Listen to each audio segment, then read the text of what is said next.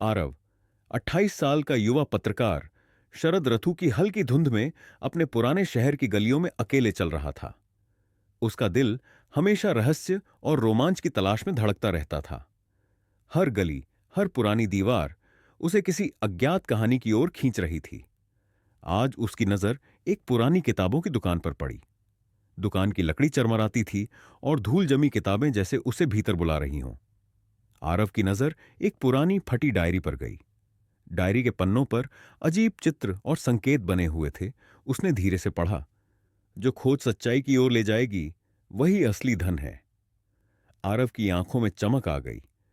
यह कोई आम डायरी नहीं है, यह किसी रहस्य का हिस्सा जरूर है।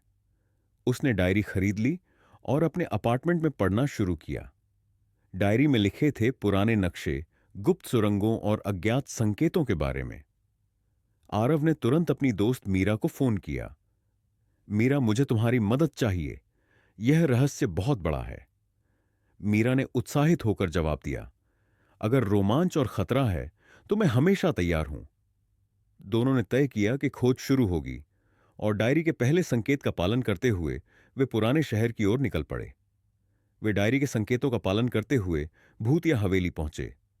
दरवाजे जंग लगे थे, लकड़ी चरमराती थी। हवेली के अंदर ठंडी हवा और अजीब खुशबू फैली हुई थी। मीरा ने फुसफुसाया, आरव, यह जगह बहुत डरावनी है। आरव ने धीरे से कहा, धैर्य रखो, हर रहस्य का हल यहां कहीं छुपा है। हवेली के अंदर उन्हें छुपी हुई सुरंग और गुप्त कमरे दिखने लगे। हर कदम पर सस्पेंस और डर बढ़ता गया। जैसे ही वे एक कमरे में गए, उन्हें महसूस हुआ कि कोई उनका पीछा कर रहा है। आरव ने फुसफुसाया, हमें किसी भी परिस्थिति में शांत रहना होगा। मीरा ने सिर हिलाया, मैं तैयार हूं। जैसे जैसे वे सुरागों के करीब पहुंचे, पता चला कि इस रहस्य का संबंध एक खतरनाक गिरोह से है। गिरोह ने उनके रास्ते में जाल, रीडल और ट्रैप बिछा दिए थे। एक रात सुरंग में चलते हुए अचानक एक छाया उनके सामने आ गई। तुम यहां क्या कर रहे हो? गिरोह का नेता बोला। आरव ने साहस से कहा, हम सच की खोज में हैं। यह रहस्य केवल तुम्हारा नहीं है। मीरा ने धीरे से कहा, आरव, हमें जल्दी निकलना होगा, वरना बहुत देर हो जाएगी। वे दोनों डरते हुए लेकिन साहस के साथ सुरंगों और रहस्यमय रास्तों में आगे बढ़े। सुरंग पार करते हुए उन्हें एक पुराना कमरा मिला। कमरे में कई पुरानी वस्तुएं, नक्शे और संकेत थे। आरव ने देखा कि यह वही प्राचीन नक्शा और आर्टिफैक्ट के बारे में डायरी में लिखा था। मीरा ने उत्साहित होकर कहा, आरव, अब हम खजाने के बहुत करीब हैं, पर यह जगह खतरों से भरी है। आरव ने सिर हिलाया, सच्चाई हमेशा खतरे के साथ आती है, हमें आगे बढ़ना होगा।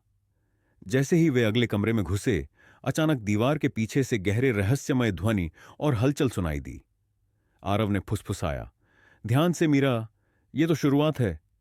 मीरा ने डरते हुए कहा, आरव, मुझे लगता है कि अब असली खतरा शुरू हो गया है। वे धीरे धीरे आगे बढ़े और एक गुप्त दरवाजे तक पहुंचे। दरवाजा खोलते ही उन्हें एक पुराना तहखाना मिला। तहखाने में कई ऐतिहासिक वस्तुएं, पुरानी पुस्तकें और एक शक्तिशाली आर्टिफैक्ट रखा हुआ था। लेकिन सबसे बड़ा रहस्य यह था कि खजाना केवल धन नहीं, बल्कि ज्ञान और सच्चाई का प्रतीक था। आरव ने गहरी सांस ली और मीरा की तरफ देखा।